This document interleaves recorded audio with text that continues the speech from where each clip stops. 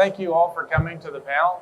This is an industry panel that's going to talk about the ESG component of this industry and how technology can help drive toward better ESG scores and what that really means. We have a great panel here today that represents a range of expertise. I'm excited to start some lively conversations because we may not all agree on everything all the time, which is the fun of it. So we'll go through down and just introduce ourselves and then we'll jump in right there. So my name is Shawn Stockman. I'm the VP of Sustainability for OnePack. OnePack is a reverse logistics platform company. We've been members of the RPA for about 5 years. And a lot of what we do is gathering data and putting it out there for better management of a reverse logistics or loop logistics process. We are now moving toward also gathering ESG level data. We do reverse logistics as a service. It's all carbon neutral because we're tracking the emissions of every link of the logistics, every leg of the logistics, and we're offsetting them with carbon removal credits, which we could talk about endlessly, I suppose. So that's my background. We'll just kind of go down. Jess, you want to go next? Howdy, y'all. I'm Jess Bonsall. I'm the ESG director for 4840 Solutions. We are a pallet management company, and it's similar to OnePack. We have relogistic services or reverse logistic services, as well as wood pallet supply services. We are in the process of really creating some great framework around sustainability or ESG, and excited to be part of this conversation. Thanks, Jess. Hi, everybody. I'm Paul Berry, the founder of PALIot. We pool a high-tech pallet in the food cold chain. Our pallet is about 20 pounds lighter than the competitor 9-block wood pallet, and so we're looking to have a big impact on the emissions part of the E in ESG environmental. And so really why food? It's because we can tackle real big issues like food waste and food spoilage and food contamination with the technology in our pallet. My name is Tom Strain. I'm the Vice President of Technology for Surgere. We are a technology and data company where we deploy hardware and software for our clients to track many different types of assets, as well as provide visibility through the supply chain, as well as inside the four walls of a facility. Today we'll be focused more on using some of that data, specifically around returnable containers, to help lower and improve ESG scores. All right, so I thought we'd start off with just kind of level set with a definition of ESG and how it relates to the reusable packaging industry. Jess just gave a great presentation an hour or so ago, but in case you weren't here for that, I thought we'd let her kind of start off and level set us with a definition. Thank you, Shawn. So I find that when we talk about ESG, oftentimes folks are confused, right? We hear ESG, what exactly does that mean? Stands for environment, social, and governance, but really and truly, it's about sustainability. And not just sustainability from the eco lens, although we'll talk quite a bit about that as part of this panel, but also the social space, things around employee wellness, around health and safety, and the regulatory aspects that drive what we do every day. So it's that big holistic picture that comes down to impact and to sustainability conversations. Right. So to just build on that, so in the E space, often we're talking about emissions. On the S space, we're trying to talk about social impact, which could be internal to a company's workforce, wellness, health, safety, or it could be external to the communities or the impact to the consumers of their products. So that's a kind of a squishy part of the whole ESG. There's not a lot of quantitative data, and that's one of the challenges. And then the G is oftentimes, at least how it impacts us, is around policies and training for your workforce, like policies around sexual harassment, around diversity, equity, and inclusion. And do you have any training around that? Do you actually educate your workforce around the importance of those issues and your policies toward there? We're probably not going to talk a lot about that because the nature of most of this has to do with the E part. But those are certainly out there and are drivers along the way with all the other we're going to talk about.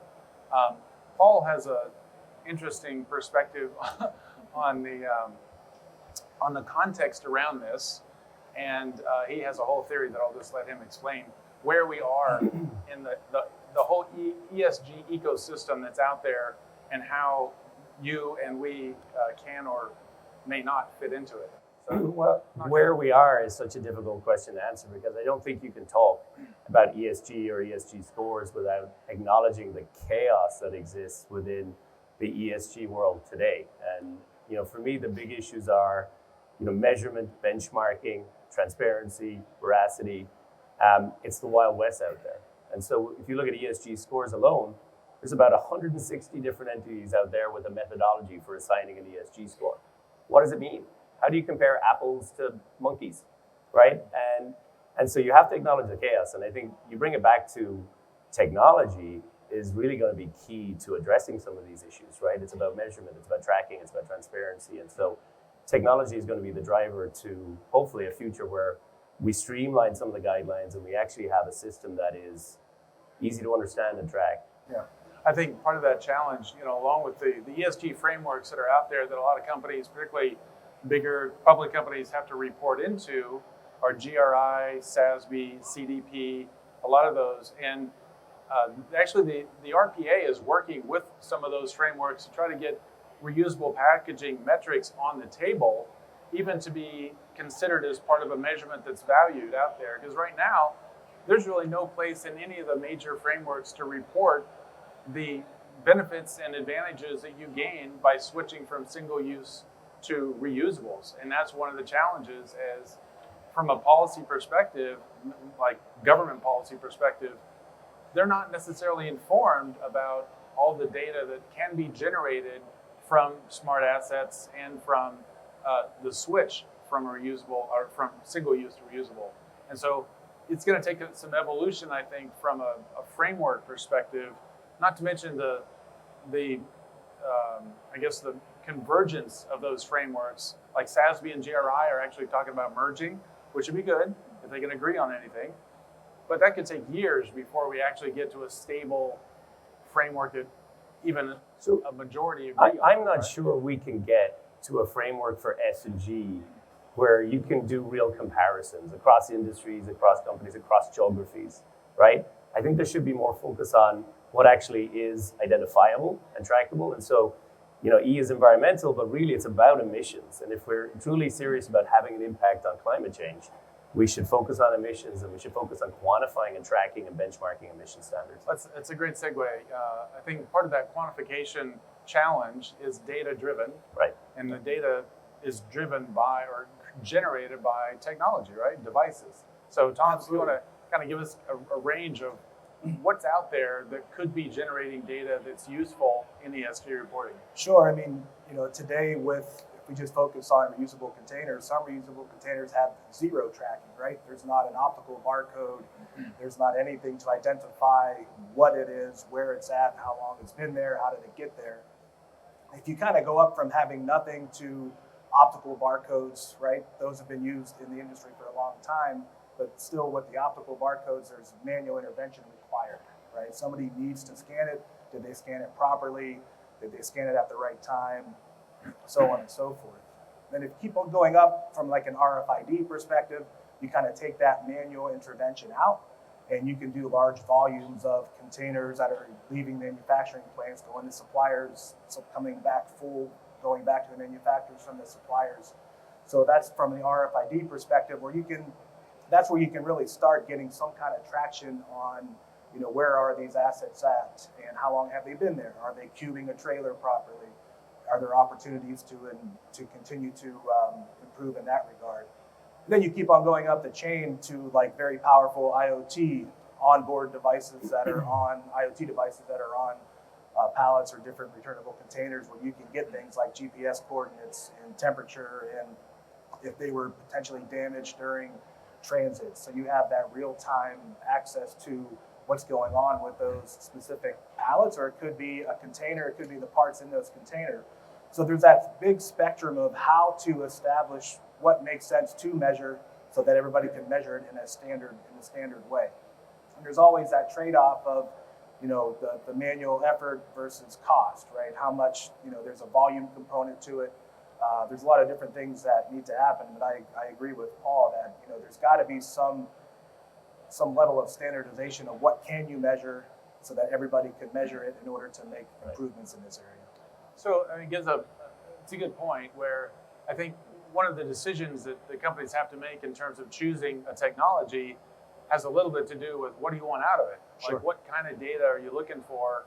Because it's not just around tracking the emissions of the movement of those assets, which we do all the time through logistics, but it's what other extra gains you can make by the I guess intelligence you gather around like even cubing out a trailer means more stuff on each trailer and fewer trips, or knowing when you don't have to make a trip because if it's a supply chain issue, they already have what they need and we don't need to deliver on top of what's already there. Yeah, and I think like with reusable containers, if they're being tracked accurately, you'll know if a supplier A has a surplus or supplier B has a deficit, right? So if I have a daily trip that's running to supplier A that has a surplus of empty containers, why am I going to continue to send them more to add to their surplus, right? So there's mechanisms in place where working with manufacturers, we can say, hey, we're going to stop shipment, which means that truck is not going to run that day until they need additional containers to satisfy their production commitments. So there's lots of those types of things that you can trade off trips or stop shipments, or heck, if you just look at the cubing of a trailer, if I'm 50% cubing a trailer all of the time, if I improve that to 70%, I'm going to eliminate X number of trucks per day, which is emission savings and and so that's labor part of and all kinds of the key things. is great, you have that data, but How do you apply it and use it? the caveat is if you don't have a way to use it and report it, what's the point, right? So unless you have a baseline to start with and you start doing that, like, well, who's keeping track of that trip not used, or fewer truckloads because you cooped it out better? Unless you start measuring before you do that, how do you know what that gap is that you can actually count toward your net zero goals or whatever, right? And so that's, I think one kind of gap in the industry is the whole data management and data analytics and reporting component, where if you look at some ERP systems like ServiceNow or Workday, they're now have ESG components to where if you have the data available, you can put it in there. There's a company called Optel that has a whole sort of climate management function. It's a whole platform related to keeping track of that. Unless you're going to invest in something like that, you better have somebody internally who knows how to crunch the numbers and have access to that data. Otherwise, you'll be swimming in data with no ultimately use for it, right? I think that the concept though of onboarding technology, right, to be able to help you better manage that is a really strong story. If you think about having one person, let's talk about carbon emissions, one person to sit down and pull together your carbon footprint. In a larger company, that can very well feel like a full-time job, right? That's a lot of data.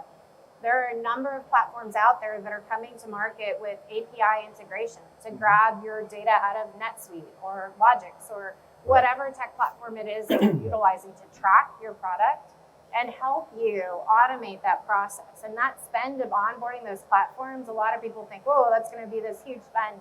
It's not as pricey as folks might think. To be quite honest, there are tech platforms out there that started in Europe that are coming to the US and bringing their product, and it's incredibly cost effective.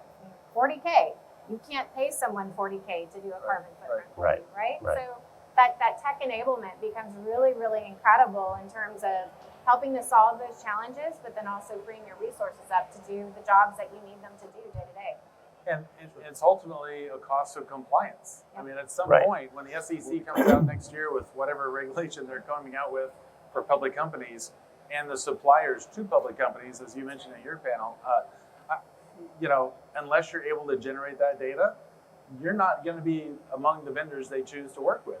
Because at some point, every giant company that's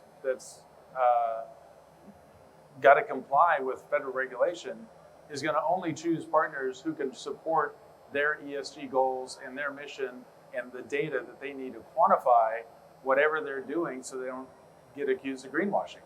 data is the It is the barrier between you and a big, accusation of greenwashing, because at least you can quantify, and that's the best defense. So I wanted to just address sort of an elephant in the room that I get asked about a lot. When I joined the board of the RPA, a few people looked at me like, wait, you're a sustainability guy, right? So looking at a lot of the vendors around here, you'll see tons of plastic out there. And there are two competing, there's probably more than that, two major schools of thought around, it's just like going to the grocery store, look at it, paper versus plastic. Oh, they're both, bad, sort of. It's the same in the pallet industry around plastic reusable pallets versus wood pallets. And as it happens, we have two members here who are from opposite sides of the tracks, as it were. And I thought it would be interesting. They both have rationales. I get asked this question a lot. I never have a great answer to it, and I would love to hear from people who actually know what they're talking about, what the rationale is behind using wood pallets from a sustainability perspective versus a plastic-based pallet, and not just yours, but in general, and just kind of see where we fall on that, because it is two very distinct schools of thought. Mm-hmm. So from a wood pallet perspective, people say, oh my God, you're just killing trees.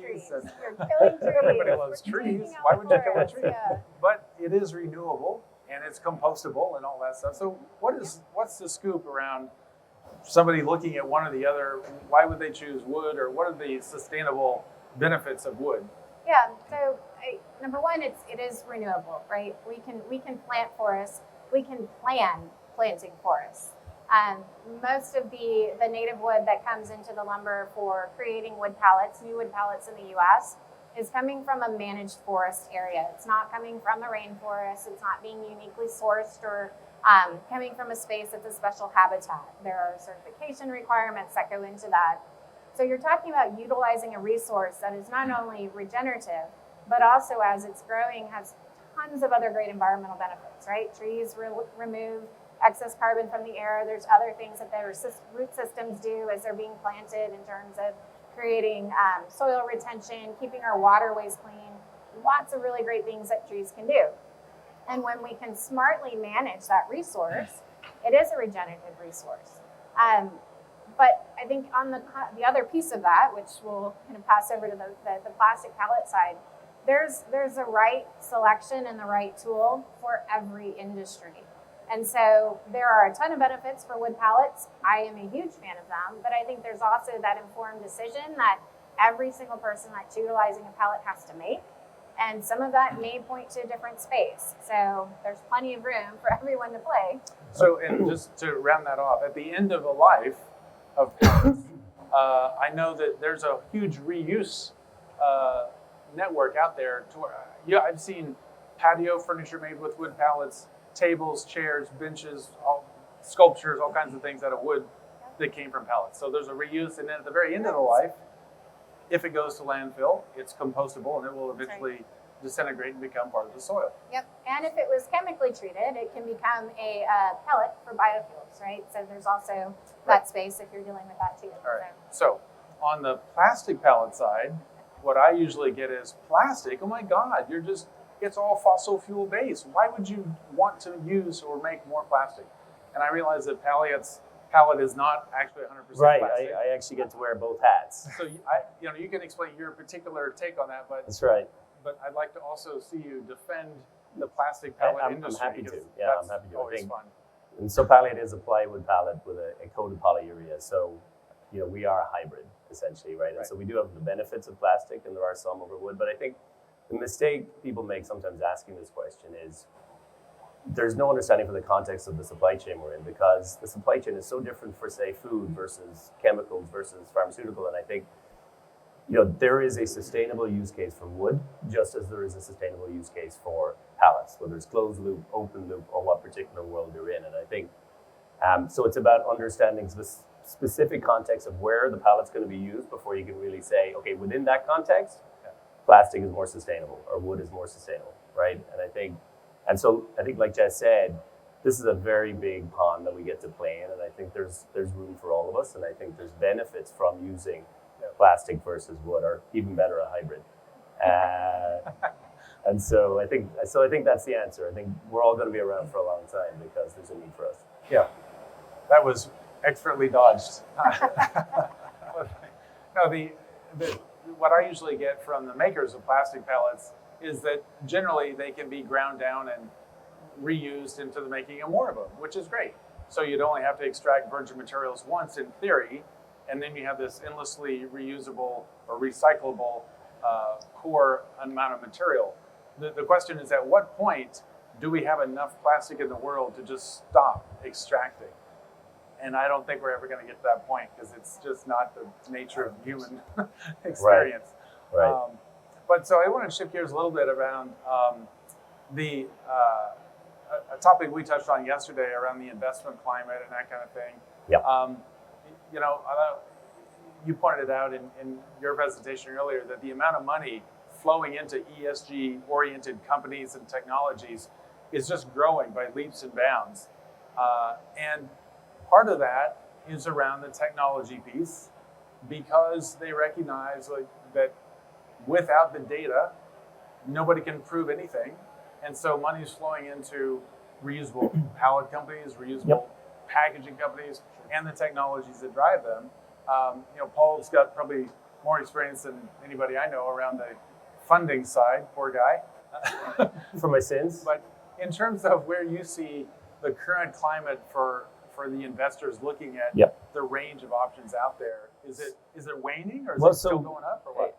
Kind of going back to my first point, you have to acknowledge how upside down the investment world has got ESG right now. Yeah. Right? And by that I mean you've got asset managers that have taken this opportunity to charge higher fees for ESG focused funds. You've got the rating agencies putting Exxon and Coca-Cola and Pepsi in ESG funds because of the way that they measure ESG scores. And the way they measure ESG scores is not the operational impact from Exxon producing. It's what's the potential impact to Exxon's financial performance with ESG issues. And so it's backwards, right? And so 90% of the S&P 500 is ESG focused and gets a great score. I mean, so the investment community has it all wrong. And so you mentioned the SEC. The only way this gets fixed is harmonization of guidelines and, across geographies as well. So not just the government and the SEC, but the investment community has basically seen a backlash because they understand now that it's a sham. Investors are saying this is ridiculous. We're investing our money for higher fees in funds that are going to, Exxon shares. And so you're going to see a huge overhaul of this, I think. And then, and then coupled with the politicization of it, because now you've got Texas AGs pulling money out of BlackRock for being too woke for their focus on the environment and stuff. And so the chaos that exists in general in ESG is very much present in the financial community and the investor community today. And I think it's going to require complete overhaul because people are now actually addressing it and recognizing it. So part of that, though, is around the metrics that they're expected to report, right? Yes. And what is a valuable metric? Right. How do you get to a metric and what's considered acceptable or not? And that's where the gap, I think out there is the GRI and SASB and CDP. They don't have a metric for reusable packaging. They have metrics for emissions, and they have some metrics for social if you have policies in place or whatever. But so I'm curious what you feel is like the most valuable metric, and this is a question for all of you actually, the most valuable metric that could come out of any of these technologies or even the use of reusables at all. What are the most valuable metrics that you think are going to be generated and would be valued by the investor community or the SEC or public companies? What are they looking for? Is it all about E and sustainability, or I don't know, what else? I think in the investment community, generally speaking, and there is a lot of focus on environment, right, on the E aspects. I think as an industry as a whole, though, we're cutting ourselves short by not putting more focus on social and how we think about creating metrics that can tell that social story. We're an industry that's driven by hourly wage laborers that deserve an opportunity to show how a company can create care and show what that means from numbers. Maybe that's by tracking turnover, right? You implement a new wellness program. How does that impact turnover within your company? Maybe you very closely track health and safety and you create new learning programs to better enable your workforce to work safely day to day. So the environmental piece, yes, and investors are most definitely asking about that. But I think as an industry as a whole, we're missing an opportunity to show some real strength in how we think about our workforce and how we create metrics to show that we are empowering change by taking care of the people that are doing the hard job every single day for our industry. Yep, I'd agree with that. Oh, what's your take? So I guess I'm a broken record because the social and governance stuff are important. Don't get me wrong. I'm a big believer in it, but it's still all about emissions for me. And I think until there's a structured approach to pricing carbon and actually holding companies' bottom line, hostage to how they're performing on emissions, this world will continue to be kind of opaque and messy. All right, Tom, what do you think? Yeah, I think to me it's emissions top, and I would say landfill or waste, right? Yep. So there's companies that they claim the way they're measuring if there's zero waste, it's because they have a third party that's taking care of the waste for them. So they may be zero, it's because they're not doing it. Somebody else is doing it on their behalf. Right. And it's scope 3 at that point, which they choose not to Right. Sure. try to track. Right. So The I think SEC wants them to. SEC will track well, that, and it's a good point where part of the SEC that regulations we hear about is going to force a certain percentage of scope 3 to be measured. And then that outsourced provider is going to have to live up to some data. Absolutely. That's right. That's going to have to. But historically, show like exactly there's been, what- goal, companies have, waste goal, zero waste by 2030 or whatever those things are. And how they're getting there is through third parties that are not being measured properly, right? Right, So right. they are, but the third party's not. And I think, as the SEC looks at it, I think they're going to tackle emissions first on trying to standardize that. But I think waste may be the second thing that they focus on because it's kind of off balance on reporting Right. out, hey, my goal is to be, zero waste by a certain year. And you get there, but you're not doing anything different. Right. You're just shifting who's doing that work to somebody else. Right. I mean, I think one of the exciting things, especially in the food industry, when you think about waste and the reduction of waste and the social impact of that we did a project where we were tracking basically field to store, how long that takes. It was 9 days, I think, when we were looking at a certain supply chain. And they were saying that if you could just cut 1 day out of that, you could gain 25% or reduce the food waste by 25% just by reducing the time. So to me, that's an opportunity for social impact that if you take the data that the devices are generating and you're putting it into a database that then you can do the analytics and actually change the behavior and reduce dwell time here and dwell time there, or make sure the right humidity or the right temperature is maintained to reduce that, then you would have an opportunity to actually measure a reduction in food waste, which could either mean that the grocery stores that have that food that may not be shelf ready, but it could go to a food bank. Right. It could still be used or sold or donated and not actually be wasted. Very much. And I think the tragedy at the moment is that's not being measured, that's an opportunity for somebody to be able to try to think about, what really is the baseline now? And if we change behavior, how do we measure that reduction or that social benefit? And that actually is quantifiable Very when much. you get to that point. I feel like it's quantifiable in both the environmental, the emissions piece, as well as the social piece. Right? It's Exactly. Well, the other thing is when you keep food out of a landfill, you're reducing the emissions that are generated by decomposing foods. Right. So it's a kind of a double whammy there. I wanted to touch on a little bit about the policies that companies might have that would drive them toward a more sustainable approach that could include reusable packaging. In terms of where do you think in most companies it starts where they say, okay, by golly, from now on, we're going to move in this direction? Do you think it's CFO, CIO, CEO? Is it below that? And somebody you actually have an ESG person. Holy cow. That's the fact that you have a department or a person really dedicated to that says a lot about the company culture and where they are. There's some huge companies that don't have anybody in ESG at all. So where do you think it starts for a company to? I mean, is this left up to the supply chain people to figure out? Or? So here we're on to kind of greenwashing stuff for me, right? And I think big companies are never going to move away from the fact that they have to report a bottom line. And so until, ESG or policies around ESG are required to help their bottom line, I don't think you're going to see, real impact, right? You're going to see a lot of greenwashing and a lot of talk in investor calls about their ESG approach, and you're going to see CFOs mention it, many, many times when they're talking to investors. But until the structure at the top starts to impose a cost to companies for not having ESG policies in place, until they see a cost to not imposing those policies, you're never going to see big companies care, because it's profitability first and foremost. Wow. Yep. So, Tom, where do you see the decisions coming from when companies come to you and they say, yeah, we need a solution to track all this stuff and generate data? Is that do you think that originates within the supply chain, or do you think it's coming from above, that they are scrambling to cover their tails? It varies. So, some folks that we've worked with, it's purely taking cost out of the business, right? So the one-time use things, they want to get something reusable. They know the investment at the beginning is a little bit higher than one-time use, but over the lifetime, it's a huge reduction in cost, because I don't have to buy corrugate. I'm going to buy cardboard every week or every month. Sometimes, though, like some of the bigger global companies, it's come down from the CEO.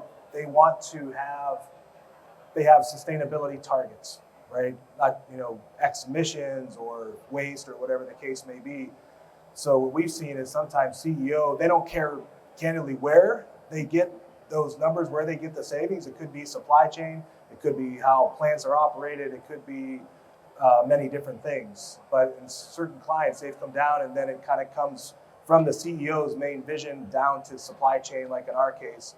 And then they start asking questions. Okay, what can we do with this data if we replace one-time use? And how can we continue to do our part, if you will, for the corporation to reduce, emissions or, help with sustainability targets? All right. After spending some time working in the investment community and seeing teams work to help their portfolio companies kind of bring this to life, most often I've seen ESG stand in the compliance space. So either the chief legal officer or chief compliance officer being in charge of it.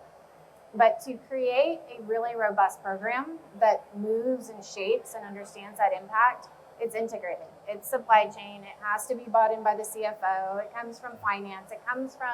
There's representation that has to come from every single operating entity and business function in the company to really and truly make that program move forward.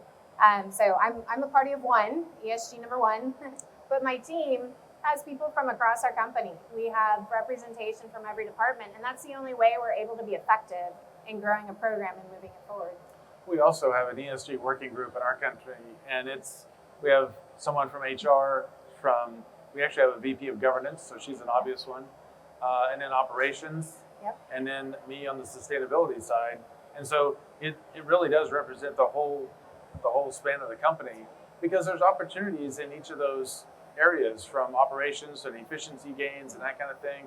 HR is a huge one, because whether you have a wellness program for your employees, or in our case, we have a volunteer program in the community where every employee gets one day they can use any way they want to volunteer. All they got to do is tell us how they use it, like what kind of cause it was. It was social, environmental, just so we can at least kind of track that. So HR is a big one. But, if you really look at your whole enterprise, you could find an ESG component to almost every activity that your company does, internal or external. And the question is, who's going to take the time to care and to start tracking it and to start compiling information that could ultimately be reported? And pay for it. And Who's pay going to pay for for it. it? Yes, That is pay true. for it, And yeah. so, and that is, part of the whole ROI. I want to kind of do a plug for the technology working group. We have on the RPA website, reusables.org, there's actually a calculator now that you can go in and kind of put in your business case around switching from single use to reusables. And it's sort of the beginning of the story, but it'll at least get you the economics part of that. And then from that, you can kind of build on it to build sort of the sustainability metrics on top of that could join. I wanted to open it up to questions. If anybody has some, we can address it at this point. In theory, we have a roving mic. We can take our chances with it working. Anyone have any questions that you're just burning, or did we cover the entire? I think we covered it all. We touched everything. We have one guy who's going to be a real problem. I can see. Probably. I guess in terms of company policies, I know you mentioned it more in the sustainability lens. Have you seen any policy that actually has been successful in driving those changes, and I guess dealing with counterparts from other companies too, being able to tackle those hurdles of I guess cost increases or whatnot, but actually I guess any policies that have really driven forward or been successful with that change towards a sustainability lens? It's a kind of a cynical question, but would anyone like to tackle that? The question is, have you ever seen a successful policy that has resulted in some of these changes and benefits? Anybody heard of one? Most definitely. Yeah. Most definitely. But the key, at least for the teams that I've worked with, is that buy-in across the board. And you don't create sustainability policy, ESG policy for the fact of having one, right? It's not a check the box exercise. It's not lip service. It has to be something that's meaningful to your company. So take the opportunity, identify what are those meaningful points that's important to you outside of the frameworks that confuse the bejesus out of everybody. What's important to my company? And frame your policy around that. And it can be incredibly impactful when you derive it in a way that's meaningful to your company. Yeah, and remember, there's lots of low-hanging fruit in Yes. ESG, right? Yep. I mean, it's very easy to improve governance and to have policies to go about improving governance. It's very easy to include diversity in your hiring policy, to do more for your community. And so there's lots of low-hanging fruit, I would say, in ESG. But ultimately, if the point of ESG is to have an impact on climate change and emissions and everything else, we're going to need to tackle the main issue there. Yep. For us as a company, 2 years ago, when I had never heard of ESG 2 years ago, and our investment guy came to me like, "What do you mean you never heard of ESG?" Like, why would I? I don't know. And I've been in sustainability for a long time, but I just wasn't reading the right stuff apparently. And then I got put in charge of it. Like, oh, I guess I really need to know. And at that point, our company decided we're going to be carbon neutral by 2023. Really? Oh my God! Because we do a boatload of logistics, a truckload of logistics, I should say. So, and it was basically the policies all flowed from a declaration by our CEO to say, look, we got to get serious about this. We need to be carbon neutral by a certain date. I want to have ESG practices. I want to have policies. I don't know how you do it, just figure it out. So that's what generated the working group. From that, we actually did create policies around that, which resulted in training. So the governance policies were around business ethics, sexual harassment, and diversity, equity, and inclusion. And from that, we had training that became mandatory throughout the organization. Everyone had to take 3 online courses, one on each of those. And we weren't done until everybody had done it. And then every new hire, that's part of the onboarding process. And it forced us to focus on that. We have a client who they're like top 50 Fortune 50 kind of company, huge. They made a declaration to be, and at least in the area that we focus in, to be carbon neutral by 2030. And this is a lot. They're a global company. And from that declaration, again, it was like a public, we're going to do this. And everybody underneath going, oh my God, how's this going to work? But they figured it out. And from that, everything flowed. So that's what generated calls around tracking technology, around reducing minimizing logistics and then measuring it. So I think, honestly, if your company's at a point where they are ready to make a stand and say, we're going to do X by a date, after that, it'll fall into place if you get the right people from across your organization. But without that, what's the point? I mean, it's like unless you have a deadline, unless you have some top leadership that's going to declare something, I think the champions internally who are mid-level management or below are going to be really frustrated. And I think you got to educate up, or it's got to start top down. Shawn, it's good to hear that you stamped out the sexual harassment at OnePack, and that's great. Well, that was me. I got counseling. I'm all set now. With electrification and transportation moving to electrical vehicles, that's going to be disruptive. Yep. And then if we think about what's happening on harvesting plastic from the ocean and reusables, as well as even people talking about going into landfills and harvesting the metals and the recapturing that. Yep. Is that something that you all have thought about as subject matter experts on ESG and your road mapping for the future?